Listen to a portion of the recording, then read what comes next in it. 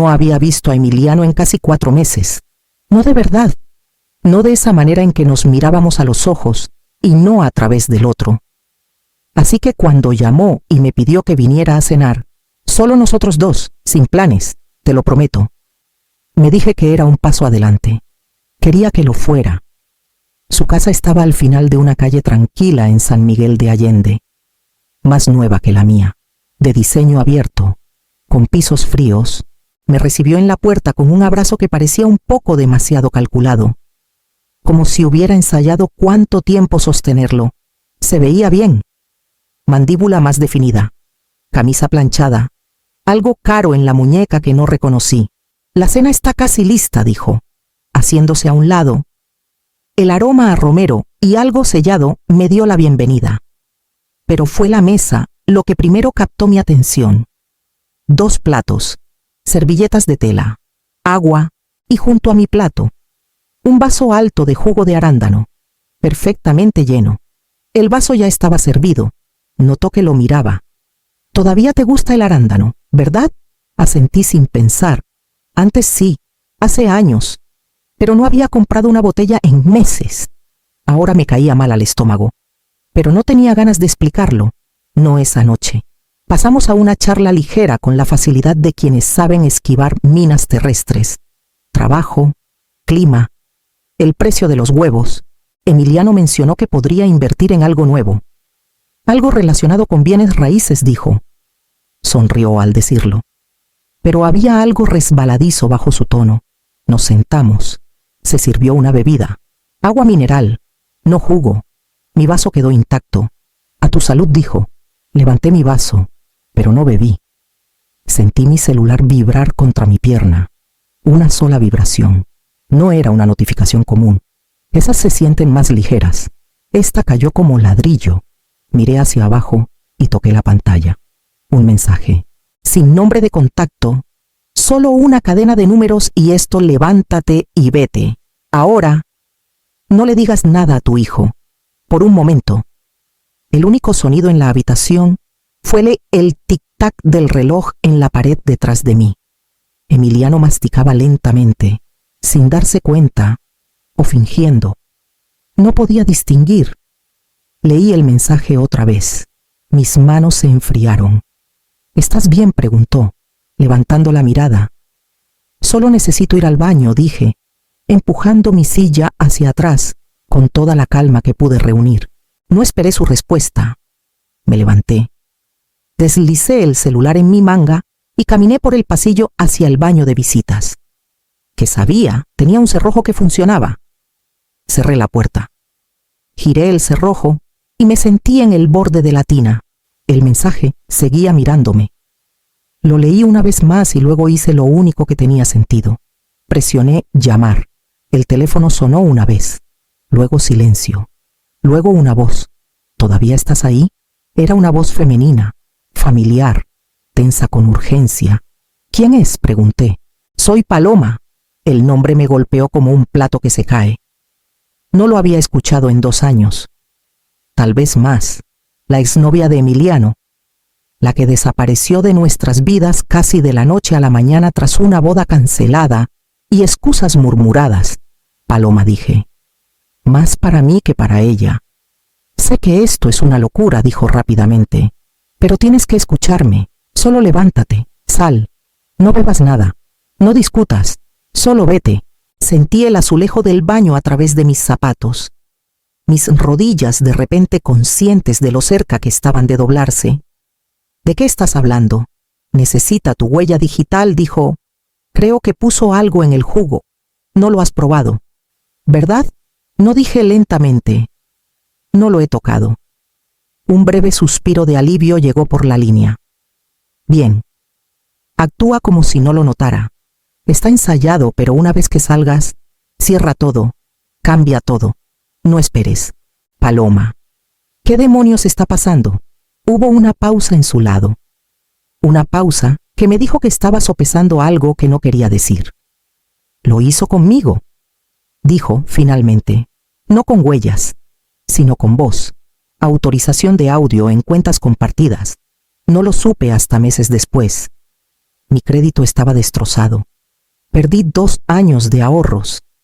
Sentí mi boca secarse. Y ahora me lo está haciendo a mí. No sé exactamente qué planea, pero sé cómo trabaja. Confías en él. Ese es su capital. Pensé en el vaso servido, la servilleta doblada con demasiada precisión, la forma en que sonrió cuando llegué. No cálido, medido. Es bueno haciendo que pienses que es tu idea, continuó, como si todavía tuvieras el control.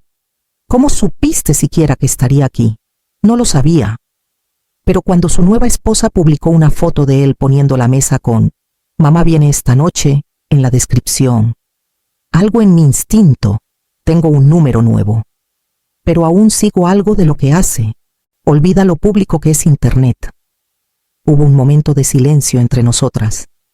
Debí haber dicho algo hace años, añadió, pero temía que le creyeras a él antes que a mí. Siempre parecía que lo hacías. No respondí, porque tal vez tenía razón en ese entonces. Atribuí su ausencia a un drama. Se fue en silencio, sin alboroto, sin policía, sin acusaciones. Emiliano me dijo que ella lo había engañado. Nunca pedí pruebas, solo le creí, no porque estuviera segura, sino porque era más fácil. Ahora aquí estaba, sola en su casa, con su vaso de jugo esperándome como un ritual. No puedo quedarme en la línea, dijo, pero tienes que irte ahora. No le digas nada, solo vete. ¿Y Marisol? ¿Sí?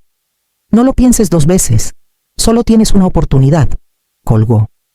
Me quedé inmóvil unos segundos más. El aire se sentía denso.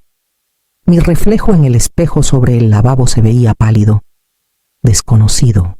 Me levanté, abrí el cerrojo y caminé tranquilamente por el pasillo. Emiliano seguía en la mesa, desplazándose por su celular como si nada hubiera pasado. Levantó la mirada y sonrió. ¿Todo bien? Sonreí de vuelta. Sí, solo un poco mareada. Creo que necesito sentarme un momento. Él apartó mi silla para mí. No toqué el vaso, en cambio. Metí la mano en mi bolsillo y toqué la pantalla otra vez. Esta vez no para llamar. Esta vez para grabar.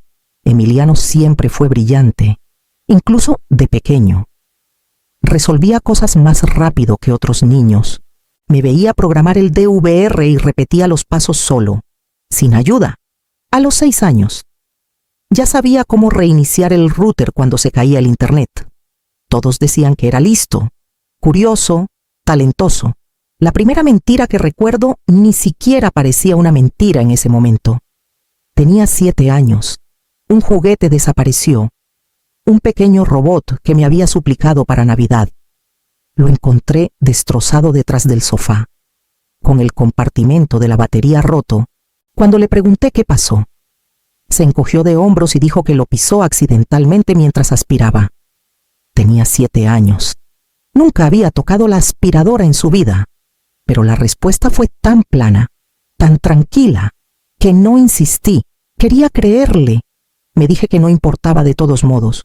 Solo era un juguete. Luego vino el día en que su maestra llamó. Les había dicho a todos en la clase que su papá había muerto. Recibió tarjetas de condolencia, abrazos.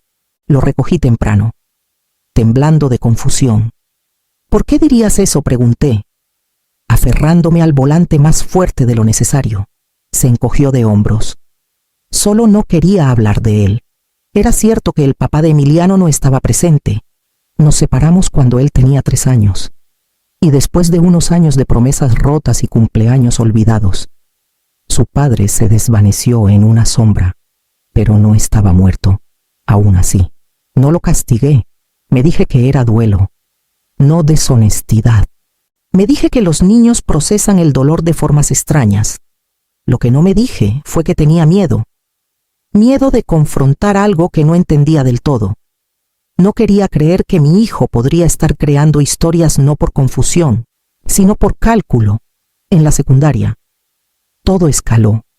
Falsificó mi firma en un permiso para una excursión. Cuando la oficina llamó para confirmar, me quedé atónita. Ni siquiera lo negó. Solo me miró y dijo, no quería perdérmelo. Y sabía que probablemente dirías que no.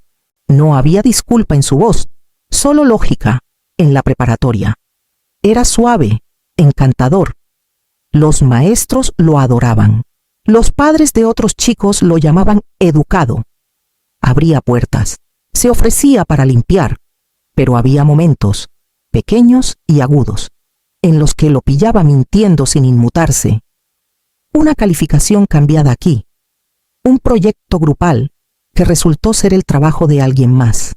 Le preguntaba directamente, y me miraba a los ojos sin parpadear, y lo dejé pasar, una y otra vez, porque siempre tenía una razón, porque decía te quiero después, porque las líneas entre travesura y manipulación se difuminaron tan lentamente que dejé de notar el cambio de color. Era la madre que todo lo explicaba. Solo está encontrándose a sí mismo. Todos los adolescentes prueban límites. Nunca ha sido violento.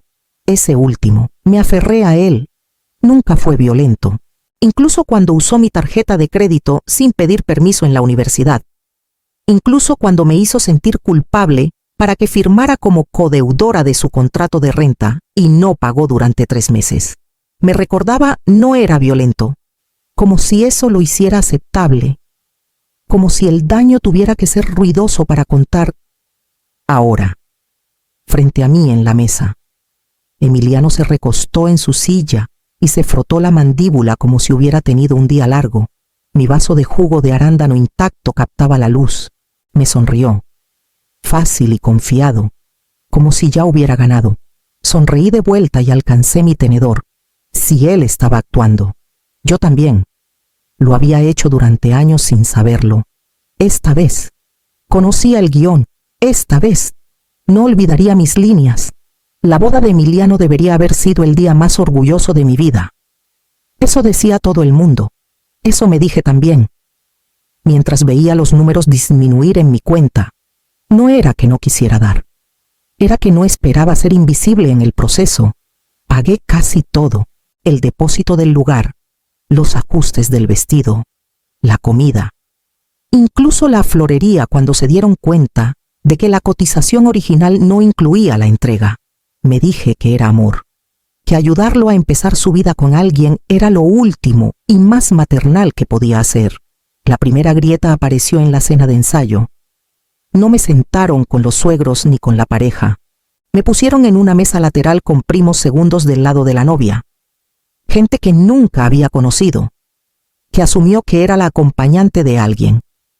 Emiliano lo notó. Lo vi mirar hacia mi mesa y luego apartar la mirada rápidamente. Lo tragué. Me dije que fue un descuido. Llegó el día de la boda como una actuación. Todo estaba curado. Los colores, la lista de reproducción, los votos coordinados. Llevé un vestido azul marino porque el blanco estaba prohibido y el negro era demasiado dramático. Nadie preguntó qué quería ponerme.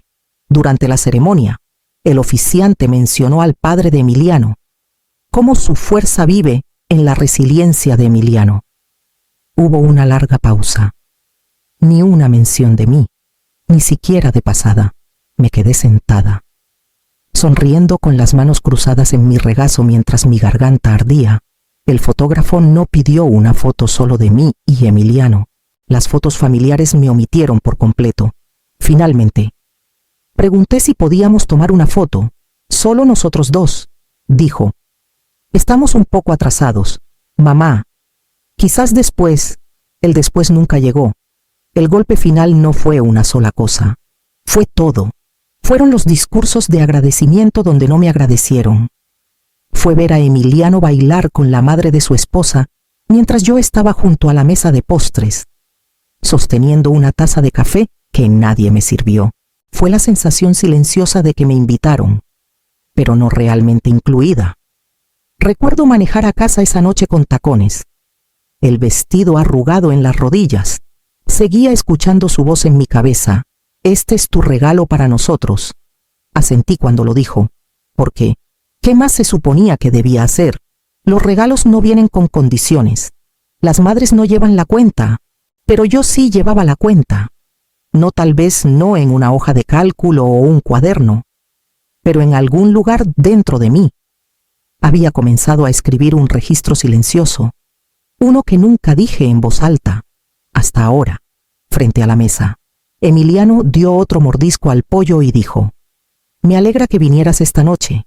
Se siente como en los viejos tiempos». Asentí. Sonreí. Viejos tiempos, sí, como su boda, como cada momento en que me convencí de que ser dejada fuera no era lo mismo que ser descartada. Moví la comida en mi plato y sentí el celular grabando en mi bolsillo. Esto no era una cena, era una prueba. Y esta vez, yo misma la estaba calificando. Empezó pequeño.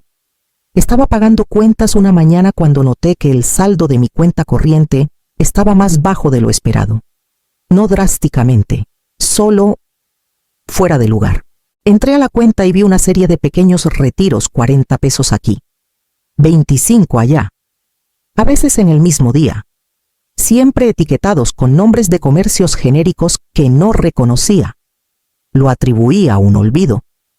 Me dije que tal vez usé mi celular para pagar o dejé que una suscripción se renovara automáticamente. Tal vez compré algo en línea y borré el recibo, pero al mes siguiente pasó de nuevo. Un retiro más grande esta vez, 320 pesos transferidos a otra cuenta que no recordaba haber vinculado. Cuando le pregunté a Emiliano, parpadeó como si lo hubiera acusado de robarme el aire. «Mamá, probablemente tú misma lo moviste», dijo, recostándose en la silla como si discutiéramos el clima. «¿Has estado cansada últimamente? ¿No siempre dices que haces tus transacciones muy tarde en la noche?», lo dijo con tanta facilidad, como si no me estuviera cuestionando, solo corrigiendo amablemente mi versión de los hechos, y por unas semanas. Le creí. Revisé mis transacciones otra vez. Las miré hasta que se volvieron borrosas. Me dije que era olvidadiza, que necesitaba llevar un mejor control. Luego, el correo dejó de llegar. Al principio, pensé que era un retraso postal. Luego pasaron 2 semanas sin estados de cuenta bancarios, sin facturas de servicios, ni siquiera correo basura. Fui a la oficina de correos, me dijeron que había solicitado un reenvío de correo. No lo había hecho. Sacaron el formulario, mi nombre, mi dirección, mi firma, copiada casi perfectamente. Cuando se lo conté a Emiliano, su rostro se quedó quieto un segundo de más. Luego rió. «¡Qué locura!», dijo. «Claramente alguien está jugando contigo. Tal vez una de esas estafas de correo». Lo miré, intentando leer el tic en la comisura de su boca. ¿Era diversión o era miedo de que estuviera descubriendo algo? «Puedo ayudarte a investigar», ofreció. «No estás sola en esto, mamá». Esa frase «no estás sola en esto» debería haberme consolado.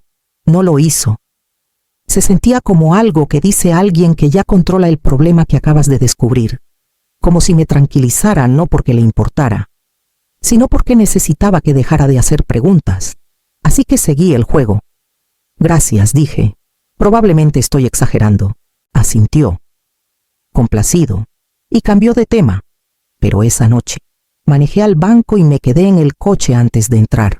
Pensé en todas las veces que le di acceso a Emiliano a lo largo de los años ayudando con una transferencia, configurando pagos automáticos cuando me fracturé la muñeca, dándole mi contraseña una vez cuando no podía iniciar sesión. Todas las veces que me dije que era más fácil dejar que él lo manejara. Dentro, el cajero confirmó lo que ya sabía. Se había añadido un correo secundario a mi perfil, también un nuevo número de teléfono. Ambas rutas de verificación, redirigidas. Cerré la cuenta ese día.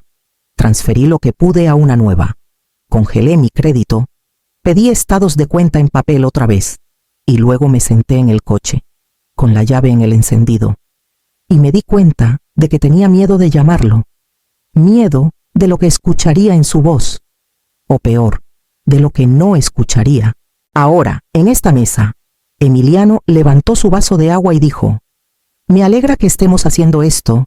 Últimamente has estado distante». Miré el jugo intacto. El celular en mi bolsillo seguía grabando. Sonreí y respondí: «Es bueno ponernos al día», porque lo era. Necesitaba saber qué pensaba que aún no veía. Apareció como un cargo rutinario. Poco menos de 200 pesos. mensual. Tanbeck Corp. El nombre no me decía nada. Asumí que era otra factura que olvidé cancelar. Empezaba a pensar que olvidar cosas era mi nuevo estándar.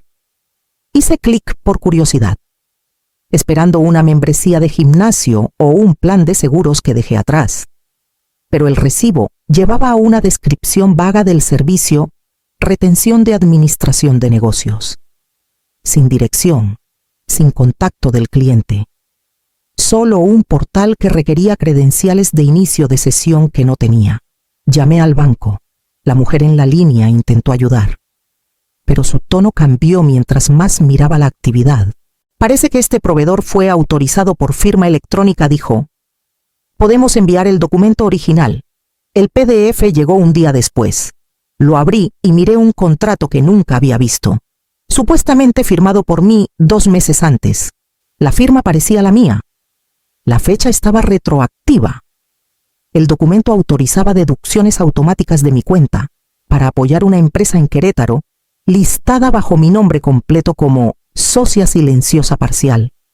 Ni siquiera sabía qué significaba eso. Busqué la empresa en Google.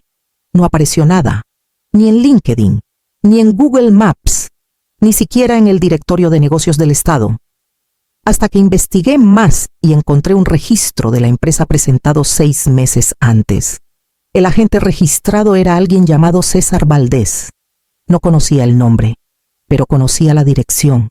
Era la de Emiliano. Miré la pantalla. Con la bilis subiendo por mi garganta, el celular en mi mano parecía haber ganado peso. Recordé una conversación de semanas atrás. Emiliano mencionó casualmente algo sobre iniciar un negocio secundario.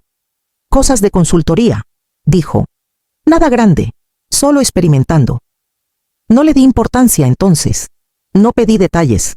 Porque eso haces cuando amas a alguien y ellos ya han dejado claro que las preguntas significan duda. Envié los documentos a una vieja amiga de mis primeros días de carrera. Nora había trabajado en ciberseguridad antes de pasar a protección contra fraudes. No habíamos hablado en años, pero cuando le escribí, respondió en 1 hora. No inicies sesión en nada ahora, escribió. Envíame todo. Lo hice. Nora llamó a la mañana siguiente. Es complejo, dijo, muy limpio.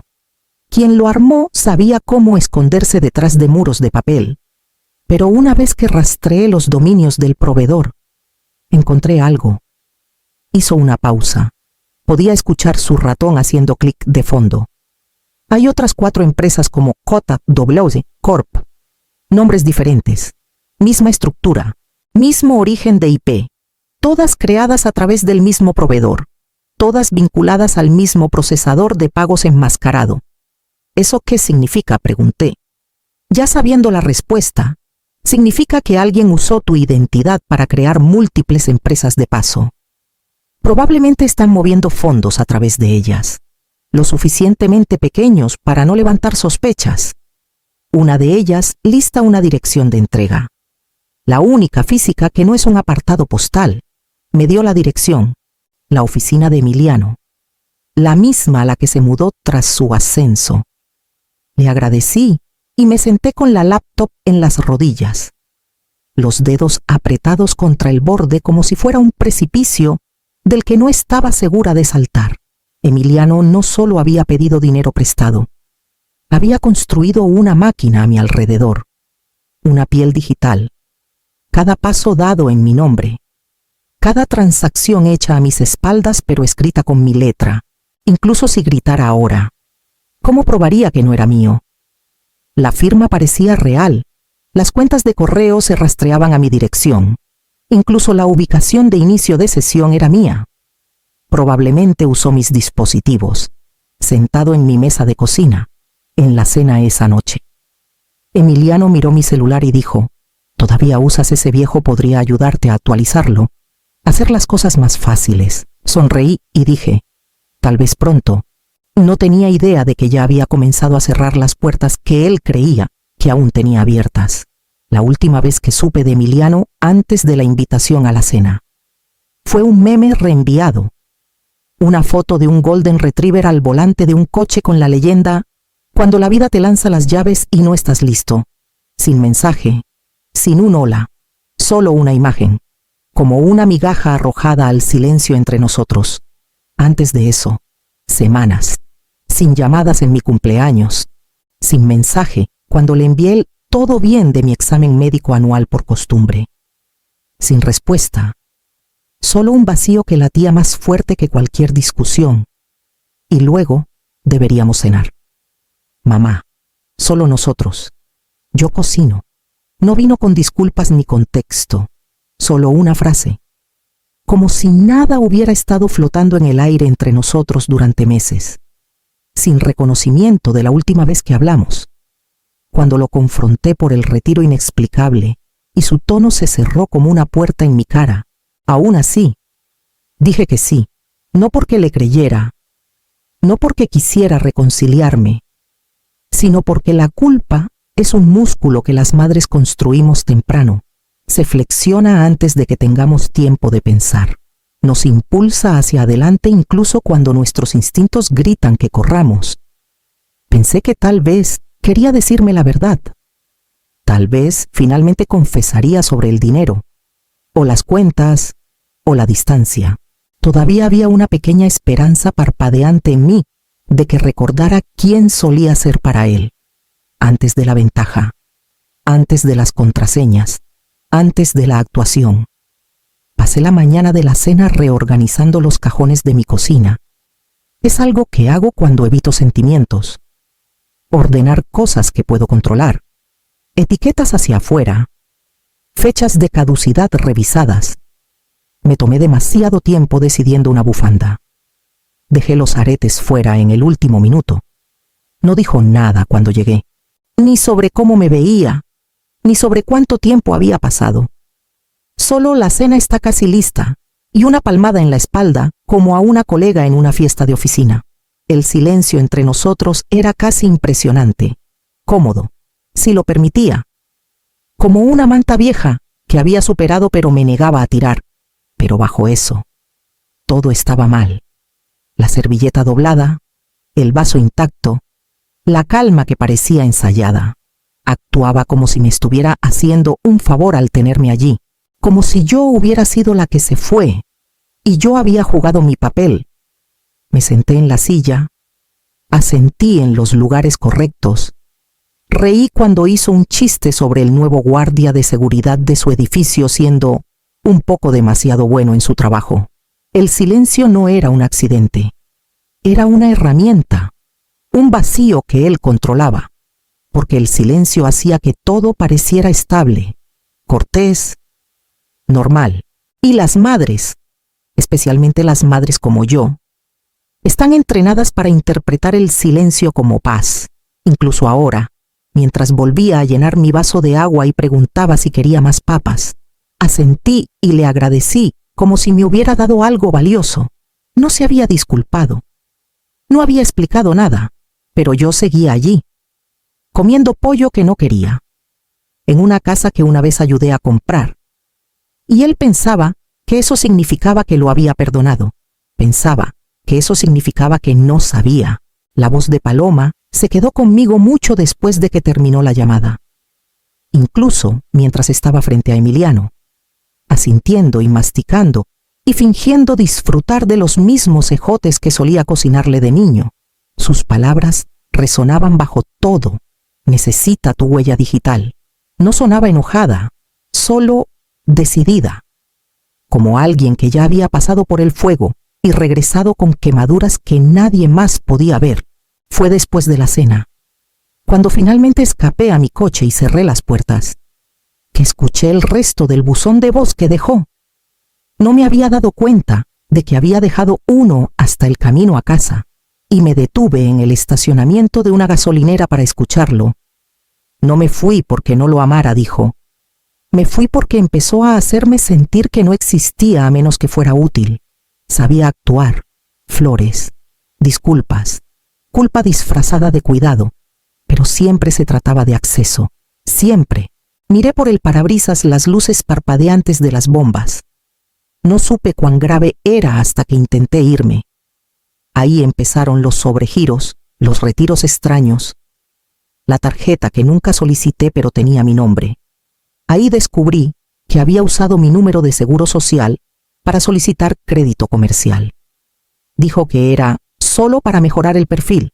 No lo supe hasta que llegó una carta de cobranza a mi nombre de soltera. Un nombre que no había usado en años. Recordé cuando la trajo a la cena de Día de Muertos.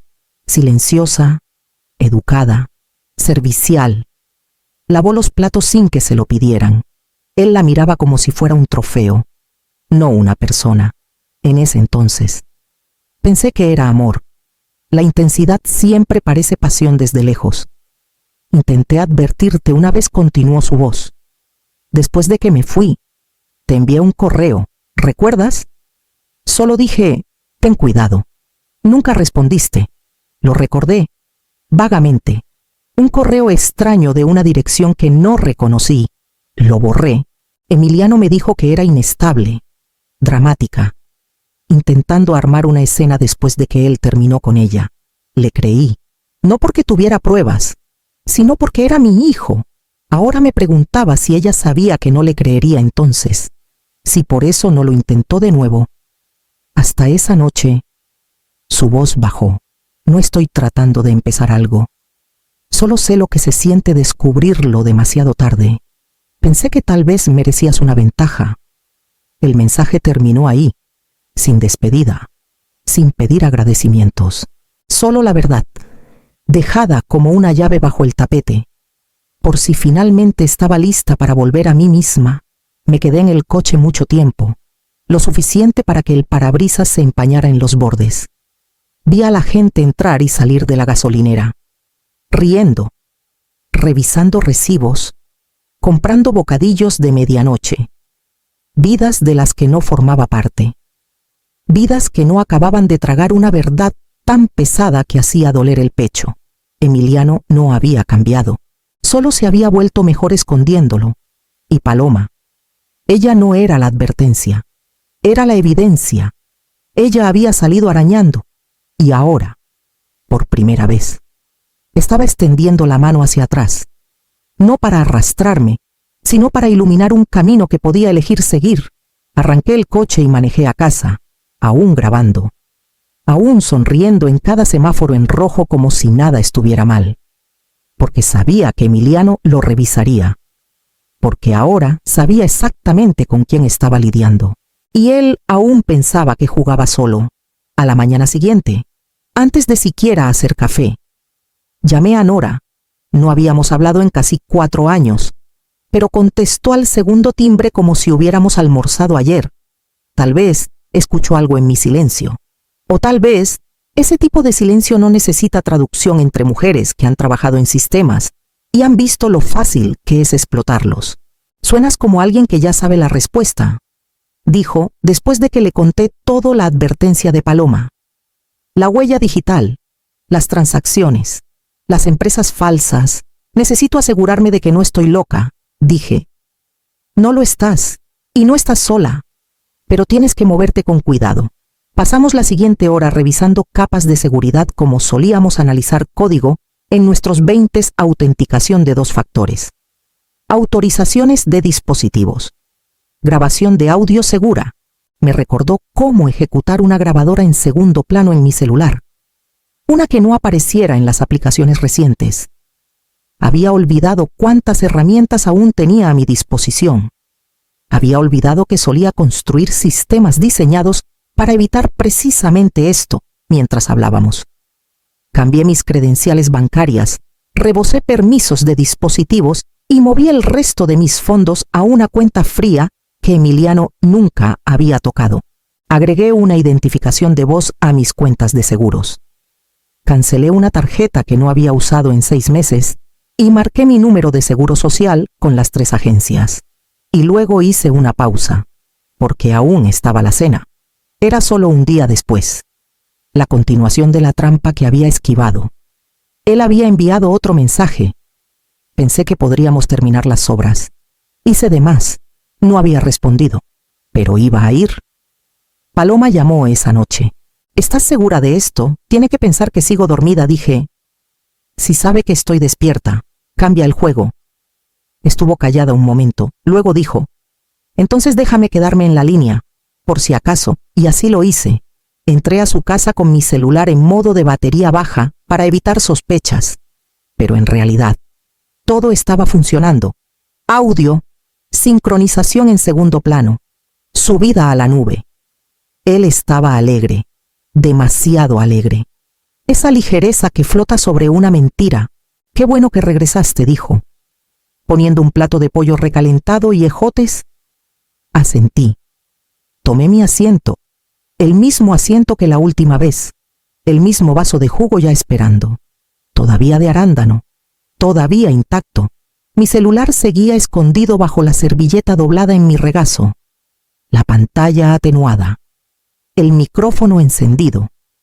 Hizo charla casual sobre un condominio en Puerto Vallarta que estaba pensando en invertir. Algo sobre diversificar activos. Tú sabes cómo es, mamá. Sonreí y lo dejé hablar. No le di nada que sospechara, ni siquiera un cambio en el tono, porque eso era lo que esperaba. Esperaba a la mamá que no hace preguntas, la mamá que ofrecía acceso porque amor significaba confianza, la mamá que daba y daba, y nunca revisaba el recibo. Pero esa versión de mí se había retirado. La que estaba sentada frente a él ahora tenía un cortafuegos que no podía ver. Paloma se quedó en la línea toda la cena. Su voz susurró solo una vez. Está esforzándose demasiado. Ahí es cuando está más cerca de actuar. Asentí, sutilmente, y me excusé al baño otra vez, esta vez. Revisé que el cerrojo aún funcionara, que la ventana estuviera cerrada y que la sincronización en la nube aún estuviera activa. Todo estaba funcionando. Cada sonido, cada paso, cada pausa entre oraciones. Él quería acceso, pero lo que no sabía era que el acceso ya había cambiado de dirección. Ya no era el activo. Yo era el cortafuegos, de vuelta en la mesa.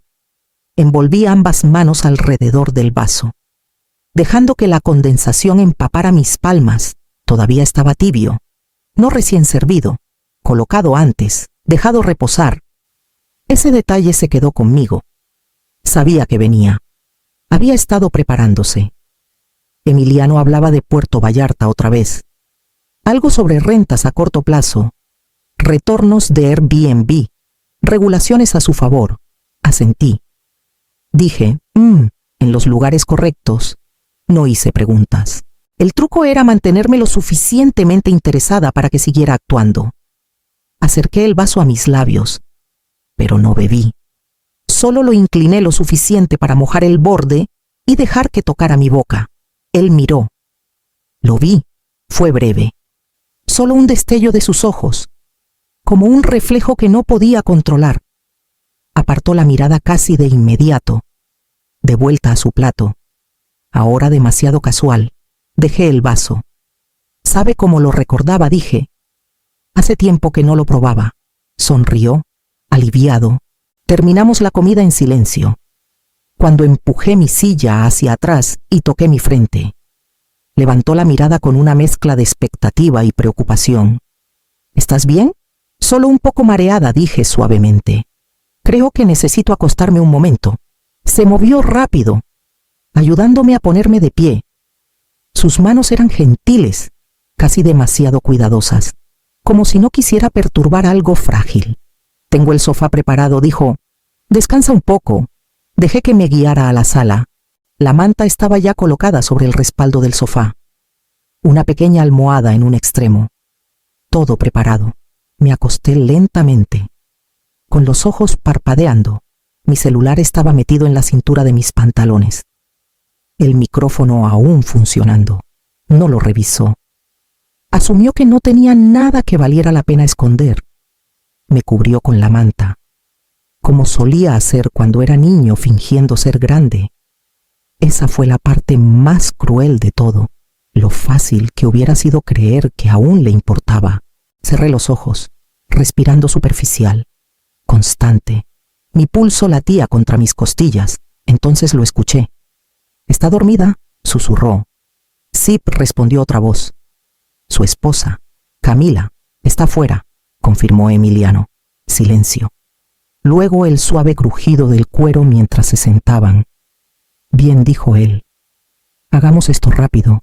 Sentí el aire cambiar a mi alrededor, el peso de alguien inclinándose, el calor de unos dedos rodeando mi mano, mi pulgar levantado suavemente, presionado contra algo liso. Una pausa. Luego el leve zumbido de un celular desbloqueándose. Se movieron eficientemente, calmados, coordinados. Todavía tiene todo guardado, susurró Camila. ¿Cuánto vamos a hacer?, preguntó Emiliano. No todo, llegó una tercera voz.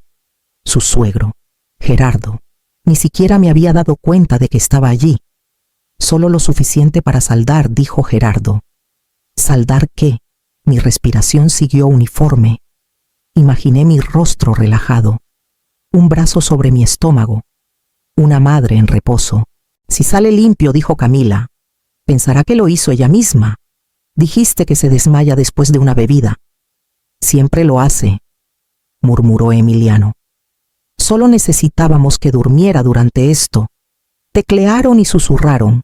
Números, cantidades, rutas. Entonces espera, dijo Camila. Pide un código. ¿Lo cambió?, preguntó Emiliano. Prueba otra aplicación. Tecleos, frustración, silencio. Está bloqueado en todas partes, dijo Gerardo.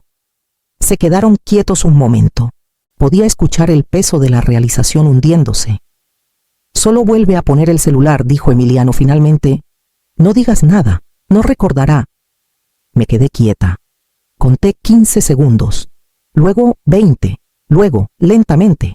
Me moví bajo la manta y parpadeé. Solo lo suficiente para desenfocar la habitación. Perdón, murmuré.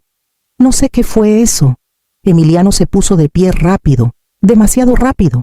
¿Segura que estás bien, Zip?, dije, dejando que mis ojos parpadearan como si acabara de regresar de algún lugar lejano. Creo que solo necesito un poco de aire. Me levanté. Tomé mi celular de la mesa de centro donde lo habían colocado y caminé hacia la puerta principal como si no pesara nada. En la quietud de mi coche, estacionado a 3 cuadras de la casa de Emiliano, escuché. Reproduje la grabación, no porque dudara de lo que había oído, sino porque necesitaba saber que no lo estaba imaginando. El silencio, la coordinación, la forma en que se movieron alrededor de mi cuerpo inconsciente, como si fuera solo otra herramienta que debían manejar. Nada de eso se sentía real hasta que lo escuché de nuevo a través del pequeño altavoz. El ruido de los pasos, la voz de Camila, demasiado clara para ser accidental. Está fuera, Emiliano. Tranquilo como siempre, bien. Hagamos esto rápido. Luego, el roce del celular recogido. El susurro de mi nombre en sus bocas como si fuera un obstáculo técnico. No una persona. Mi pulgar. Mis datos. Mis ahorros. Solo pasos en un plan que ya habían ensayado. Gerardo fue la sorpresa. Su voz cayó como un puñetazo. No todo. Solo lo suficiente para saldar. Reproduje esa parte 2 veces, tratando de captar si había miedo en su tono. No lo había. Solo cálculo. ¿Saldar qué? Esa frase resonó más fuerte que el resto. Me dijo que había algo más que codicia aquí. Algo que escondían. Una deuda más profunda. Tal vez. O algo que habían hecho que no podía deshacerse a menos que alguien más pagara por ello. No entraron en pánico cuando falló. Esa fue la parte más escalofriante. No se apresuraron, no corrieron, solo pausaron, reevaluaron, cubrieron sus huellas. Vuelve a poner el celular, había dicho Emiliano. Y lo hicieron, como si yo fuera un objeto regresando a un cajón. Cuando salí, cuando fingí somnolencia y tropecé hacia la puerta, Emiliano tuvo la audacia de seguirme con una sonrisa preocupada. Puso una mano ligeramente en mi espalda mientras me ponía el abrigo. Mándame un mensaje cuando llegues a casa. Sí, solo quiero asegurarme de que estés bien. Segura, asentí. Salí a la noche y cerré la puerta detrás de mí como si no se sintiera como cerrar el último capítulo de mi maternidad. Una vez sola, envié toda la grabación a Nora, sin mensaje, solo el archivo. Ella ya no necesitaba explicaciones. 10 minutos después, respondió: «Los tienes, a todos». Entré al garaje. Me quedé en la oscuridad otros 20 minutos y respaldé el audio 2 veces, una a la nube. Otra a un disco duro cifrado que guardaba de mi antiguo trabajo. Escondido en una caja de zapatos, detrás de herramientas de jardinería sin usar. No fallaron porque fueran descuidados. Fallaron porque yo estaba preparada. Cada cuenta que intentaron acceder estaba como señuelo. Dejé credenciales antiguas en su lugar, pero desvinculadas de cualquier cosa con dinero real. La huella abría un celular sin aplicaciones bancarias. Solo inicios de sesión espejeados para atraerlos. Cada movimiento estaba registrado. Cada intento fallido tenía marca de tiempo. Durante semanas. Había estado reconstruyendo la estructura de mi vida digital. Cuentas nuevas, contraseñas nuevas, dispositivos nuevos que nunca dejé fuera de mi vista. La mujer que intentaron robar ya no era la mujer sentada en su mesa. Miré alrededor de la casa. Mía, no porque estuviera pagada, sino porque estaba protegida. Esa noche, dormí con el celular junto a mi almohada, no por miedo, sino porque estaba esperando. Y a la mañana siguiente, mientras servía mi café y abría las persianas, vi el mensaje iluminarse. ¿Podemos hablar? Creo que hubo un malentendido. Emiliano. El último suspiro de alguien que aún creía que el silencio podía moldearse en permiso. Tomé un sorbo de mi café y abrí una nueva ventana en mi laptop. La página web de la Fiscalía General de Querétaro cargó lentamente, pero no me apresuré. Hice clic en la pestaña para denunciar delitos financieros y comencé a escribir. Para cuando el sol despejó el borde del tejado de mi vecino. Había subido la grabación, los registros de transacciones y una declaración firmada. La primera vez que cambié la contraseña de mi banco, lloré. No era la contraseña en sí. No era la molestia de reiniciar aplicaciones, ni el miedo de olvidar lo que había elegido. Era lo que significaba. Significaba que ya no creía que Emiliano no me lastimaría. Lo hice en silencio. Hace semanas, sentada en una esquina de la biblioteca pública con mi laptop en las rodillas y un celular desechable conectado a un punto de acceso seguro, Nora me guió en todo: cómo buscar spyware, cómo enmascarar ubicaciones de IP, cómo crear un rastro digital que no llevara a ningún lugar real. No estás paranoica, dijo. Te estás preparando para lo que ya está en marcha. Tenía razón. No lo confronté cuando vi el cambio de dirección reenviada. No mencioné la autorización falsificada vinculada a JW Corp. Ni siquiera parpadeé cuando me envió un mensaje preguntando si podía prestar mi tablet otra vez para revisar unos archivos antiguos. En cambio, le di la vieja, la que había limpiado y espejeado, con inicios de sesión falsos y acceso limitado a cuentas no esenciales. Dejé el fondo de pantalla familiar, lo dejé desplazarse, tendí una trampa y esperé. Lo más difícil no fue construir la estructura, fue el silencio que siguió, la espera, el fingir. Cada vez que veía su nombre aparecer en mi celular, sentía el aguijón de la esperanza intentar surgir antes de tragármelo de nuevo. La esperanza es peligrosa cuando aún lleva el rostro de tu hijo. Nora fue quien sugirió la grabadora en segundo plano. No necesita una luz roja para funcionar, dijo. Si van a usar tu cuerpo en tu contra, al menos déjalo contar la verdad. Así que descargué la aplicación. La enterré 3 carpetas profundas y le asigné un icono etiquetado como respaldo de notas. Grababa automáticamente cada vez que el celular se abría entre las 5 de la tarde y la medianoche. Se sincronizaba con un disco cifrado en el momento en que me conectaba al Wi-Fi. Las primeras veces. No captó nada, solo listas de compras, llamadas a medio hacer, ruido ocioso, pero me dio algo más: control, el conocimiento silencioso de que si llegaba el momento, no me pillarían desprevenida. Cuando vertí ese jugo en la planta detrás del sofá y me desplomé en la manta. Ya no estaba insegura. No me preguntaba si estaba exagerando. No tenía miedo de equivocarme. Dejé de darle a Emiliano el beneficio de la duda el día que me dijo que debía haber firmado esos formularios yo misma, cuando sabía muy bien que no lo había hecho. Después de eso, todo se volvió un sistema. La autenticación de 2 factores no era solo una casilla que marcar. Era un límite, una línea en la arena entre la versión de mí que todo lo excusaba y la que finalmente no lo hizo. Esa versión de mí no gritaba, no acusaba, no suplicaba, grababa, documentaba, construía muros que nadie podía ver y esperaba pacientemente mientras él caminaba directo hacia ellos. Esa versión de mí no era fría, era clara. Ahora, mientras veía la barra de carga llegar al 100% y el portal de la policía confirmar mi envío, me permití sentirlo por primera vez. No miedo, no culpa, ni siquiera duelo, solo alivio, porque el amor no puede sobrevivir sin seguridad, y la confianza, una vez robada, no regresa con una disculpa, regresa, si acaso, ganada. Cerré la laptop y apagué la lámpara, dejando que la oscuridad llenara la habitación.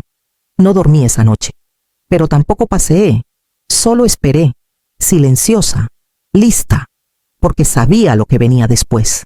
El archivo duraba más de 20 minutos. Lo escuché a la mañana siguiente, sola, sentada en la mesa de la cocina con ambas manos alrededor de una taza de café negro que dejé enfriar. No había dudas. Cada palabra, cada respiro, cada mentira que pensaron que susurraban en la oscuridad. Todo estaba ahí, claro, inquebrantable. La voz de Emiliano llegó primero. Tranquila, firme, está fuera. Luego Camila, como si leyera de una lista. Bien, el celular está desbloqueado. La voz de Gerardo me sorprendió de nuevo. Empiecen con la información de enrutamiento. No sonaban como familia, sonaban como compañeros de trabajo dividiendo una tarea, sin dudar, sin culpa, sin cuestionarse. Mantuve el volumen bajo, pero no pausé ni una vez, incluso cuando escuché mi propia voz, somnolienta, lejana, fingida, murmurando sobre necesitar aire fresco. No me inmuté, solo seguí escuchando.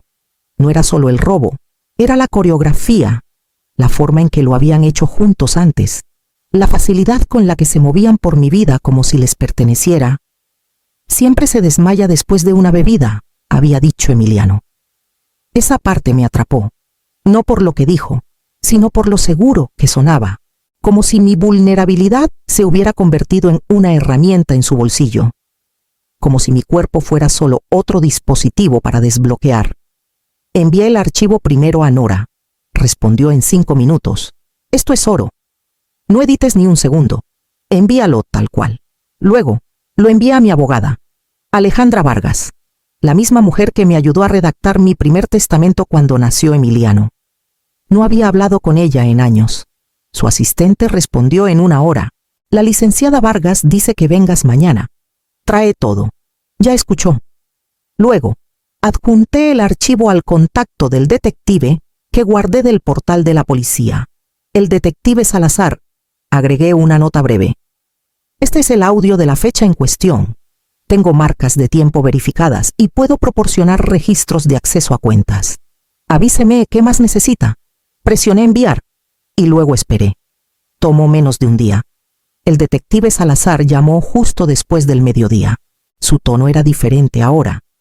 No escéptico, no cortés, serio. Escuchamos, dijo. ¿Te das cuenta de lo que intentaban hacer?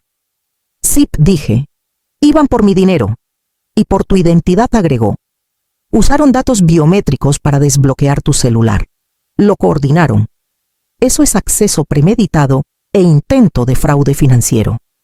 El audio confirma todo lo que escribiste en tu declaración. Me explicó los siguientes pasos: cargos oficiales, entrevistas, la probabilidad de una orden de no contacto, el papeleo necesario para iniciar un proceso de recuperación financiera. No necesitas venir de inmediato, dijo, pero quiero que sepas que esto se está tomando en serio. Lo sé, dije. Por eso lo grabé. Cuando colgamos, me quedé mirando el grano de la madera de la mesa. Mis manos no temblaban. Mi respiración era uniforme. No se sentía como esperaba. No era venganza. ni siquiera satisfacción. Era un cierre, pero no del tipo suave sobre el que escriben poemas. Este era agudo, limpio, del tipo que no suplica ser entendido, solo reconocido. Habían contado con mi silencio, con mi culpa, con mi agotamiento. No habían contado con la grabadora. No habían contado conmigo. Me levanté y caminé hacia la ventana. La calle afuera estaba tranquila, del tipo de calma que se siente ganada. Abrí las cortinas y dejé que la luz cayera sobre el suelo, tocando la alfombra, la estantería, la pila de archivos que había organizado la noche anterior. No había nada más que esconder. Y finalmente, nada más que explicar. A las 7:08 de la mañana, mi celular vibró con un mensaje. Emiliano, ¿te divertiste anoche? Miré la pantalla, las palabras sentadas presumidas en su marco digital, como si todo hubiera sido un juego, como si hubiera seguido el juego y ahora él estuviera riendo desde su lado del tablero. No respondí de inmediato. Dejé el celular y preparé café. Me senté en la barra mientras se colaba, dejando que el aroma amargo subiera y llenara la cocina. El aire se sentía diferente hoy, más agudo, más limpio. Cuando volví a tomar el celular, escribí despacio. Yo pronto entenderás lo que realmente fue anoche. Sin emoji, sin calidez. No necesitaba gritar, solo necesitaba que la frase aterrizara. No respondió, pero sabía que lo leyó. Los puntos aparecieron por un segundo. Luego desaparecieron. Me lo imaginé mirando la pantalla, preguntándose si lo había descubierto, si recordaba algo. No sabía cuánto ya había hecho. No sabía del archivo, los discos de respaldo, la abogada, el detective. Pensaba que aún estaba jugando el papel, la madre silenciosa, la que deja pasar la tormenta y hace té después. No sabía que la tormenta había sido programada. A mediodía. Había otro mensaje. Emiliano, mamá. Creo que estás sacando las cosas de proporción. Se estaba desmoronando. Puse el celular boca abajo y lo dejé sonar 2 veces más sin mirar. Ya había dicho lo que necesitaba. No sabía que mientras él enviaba mensajes, su nombre estaba siendo archivado en notas de caso, alineado junto a marcas de tiempo digitales y firmas de voz. Dicen que no debes dejar que la emoción guíe tus decisiones, pero esto ya no era emoción, era evidencia, y hablaba más fuerte que cualquier disculpa que no había ofrecido. Por la tarde, Alejandra llamó. Habíamos asegurado una cita con la unidad de delitos financieros. Me dijo que no me preocupara por la confrontación. La ley no necesita emoción, solo necesita pruebas. Tenía más que suficientes al final del día. Bloqueé el número de Emiliano, no por enojo, sino porque no necesitaba leer el siguiente mensaje.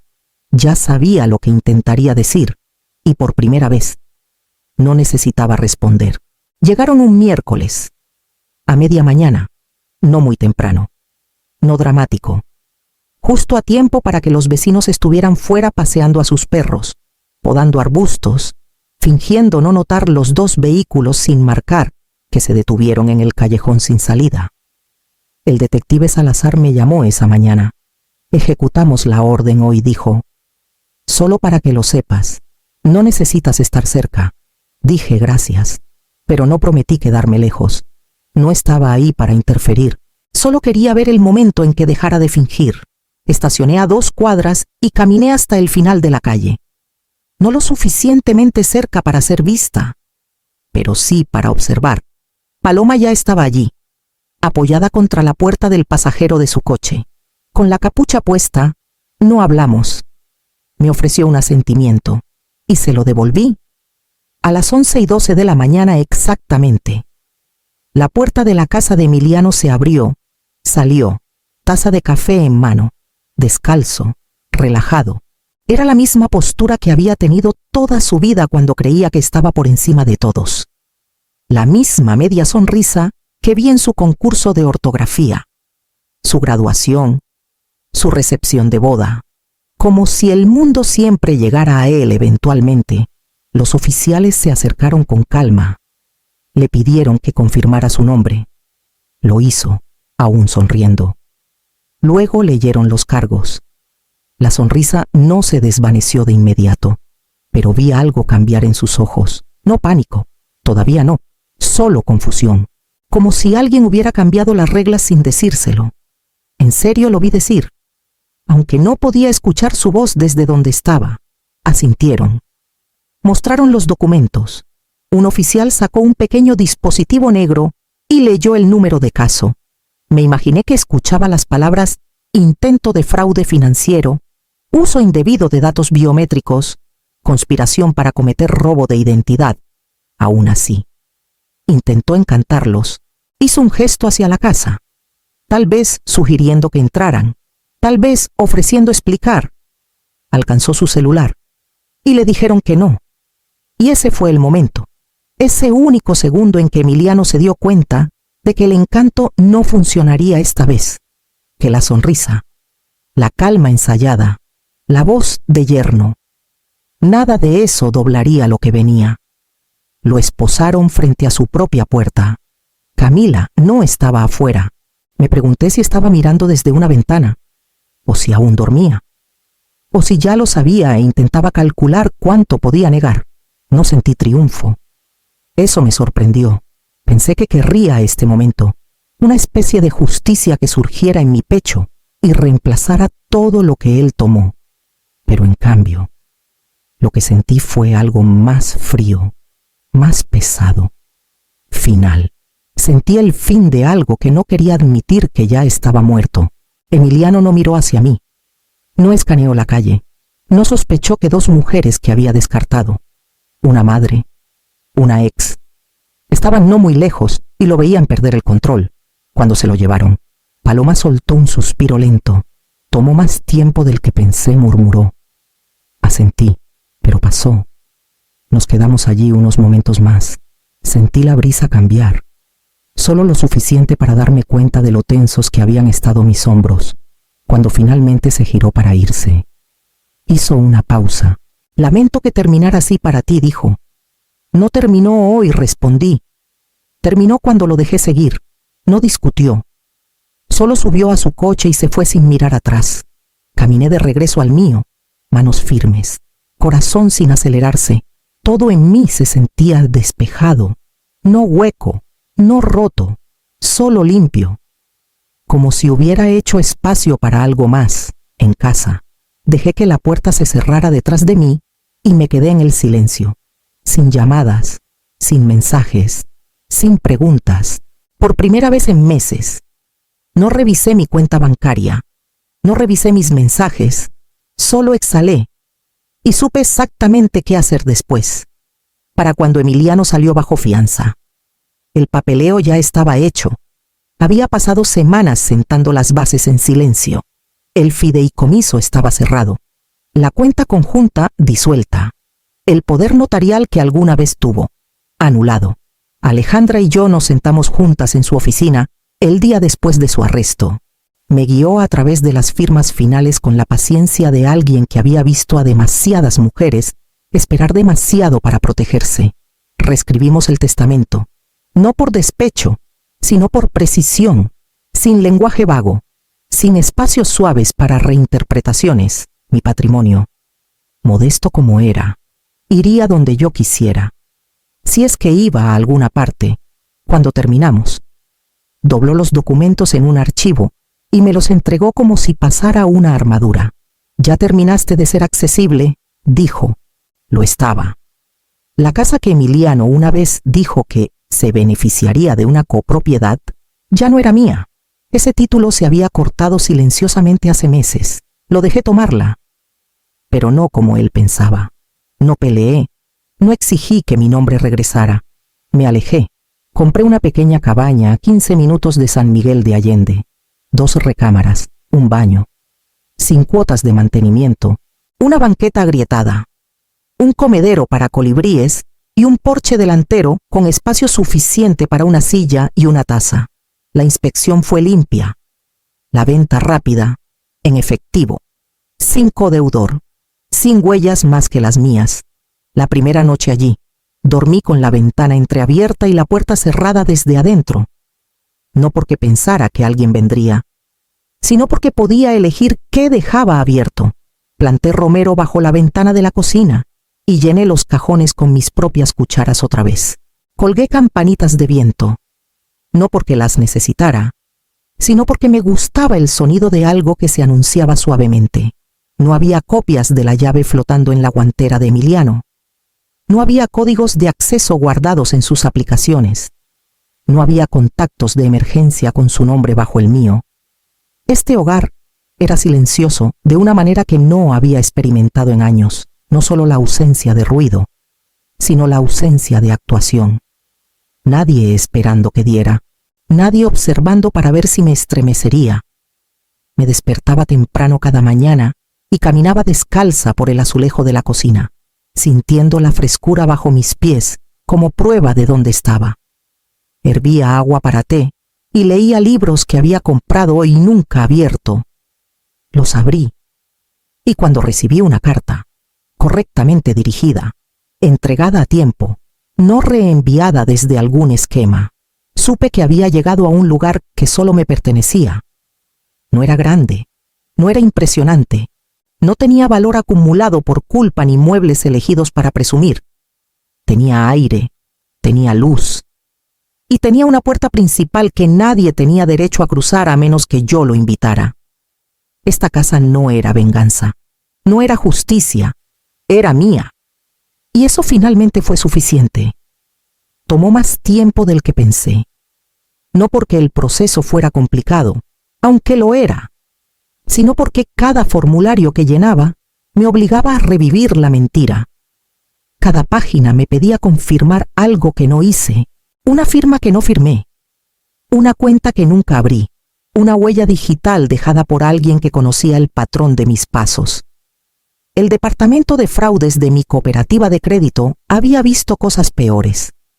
Dijeron, pero no mucho más cercanas a casa. La mujer en el teléfono me guió por el proceso formal para disputar los cargos. «Querrás agregar un congelamiento en todas las agencias», dijo suavemente. «Y necesitarás una copia firmada del reporte policial. Pero según lo que has enviado, esto es sólido». No lo dijo, pero sabía que quería decir: «La mayoría no llega con evidencia como la tuya». Presenté el reporte de robo de identidad el mismo día que recibí el número de incidente del detective Salazar. Me lo envió por correo sin cortesías, pero aprecié la eficiencia. El trabajo se estaba haciendo. Hice llamadas, me quedé en espera, me senté en salas de espera y firmé declaraciones juradas. Cada vez que decía mi nombre en voz alta, lo sentía solidificarse de nuevo. Marisol Contreras, no una codeudora, no una dependiente, no una herramienta, solo Marisol. Solicité eliminaciones de las cadenas de crédito. Cerré cada cuenta que Emiliano había tocado, incluso las que solo pudo haber mirado. Marqué mi número de seguro social. Actualicé cada pregunta de seguridad.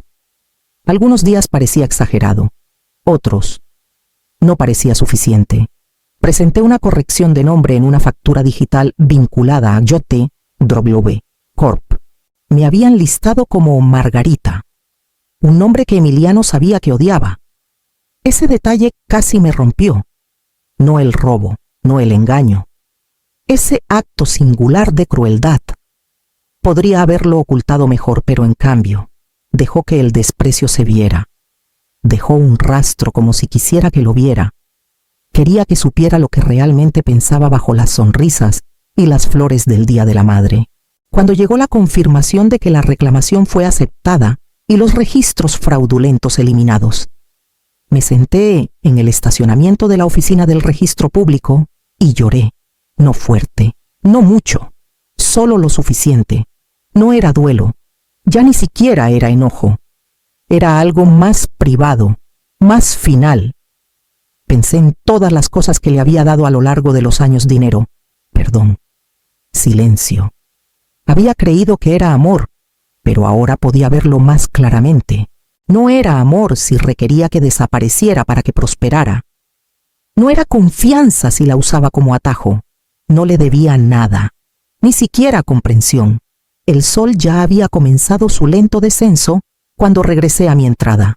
La luz atrapó las ventanas frontales justo en el ángulo correcto, proyectando cuadrados naranjas suaves sobre el suelo de madera.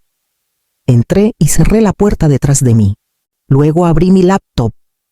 Eliminé todos los contactos de emergencia antiguos y escribí mi nombre de nuevo en la parte superior de un documento nuevo.